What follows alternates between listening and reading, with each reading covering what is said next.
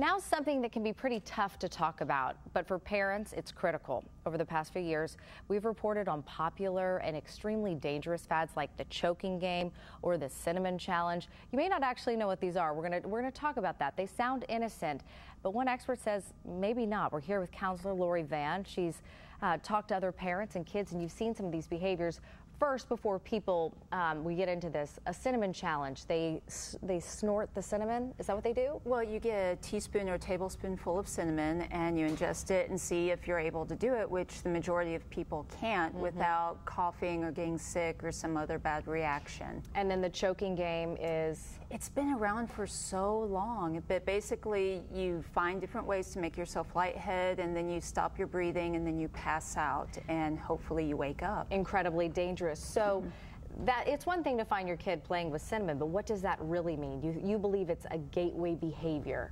Quite possibly, because if they do that challenge, then they're inspired to try the next challenge and the next one. And unfortunately, the challenges just keep growing and defying logic as to why people do them, such as with the fire challenge. And we've seen those videos on YouTube of people getting second and third degree burns, and obviously you can die from that. So do they feel like, oh, hey, I did the cinnamon challenge, I conquered that, and oh, hey, I passed out, did you? And then that like encourages them to do more, is that? Yes, because especially if they get whatever number of likes or feedback, then it spurs them on to even more attention-seeking behaviors, or they have their friends that are egging them on of, well, I did it, can you do it? And it's really sad, and you have to think, if they have to go at that level to get their high or to get praise, I mean, what or to get their parents' attention? Precisely. So if you see your child doing any of these, no matter how small the behavior, how do you intervene immediately? Well, I think that you have to, one, parents need to watch the social media pages. They have to be aware of what their kids are doing. And I think that parents do need to be friended, or whatever term you want to use, with their child's account.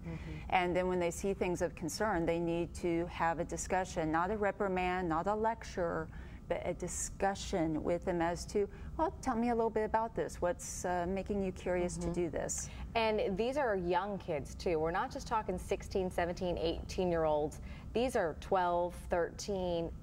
Down to 10. Down to 10. Yes. The impressionable years where you can tell they're trying to figure something out. Yes. And have you seen this be deadly in children before? Absolutely. There are many documented cases of people dying from the choking game, and kids as young as 10 that have died from that game, which it seems horrible to even use the term game with it, but it goes, on into, I think the CDC said 400 deaths in 2011 from the choking game. Well, there's Vine and there's Snapchat, and it's very hard to keep up with the social media world. Most parents just know what Facebook and Twitter is, and the kids know that. So do you think maybe they need to sit down with their children, whether they're doing this kind of stuff or not, and maybe just address these kinds of things head on? Because the truth is if the kids want to hide it in social media, it's very hard for a parent to keep up.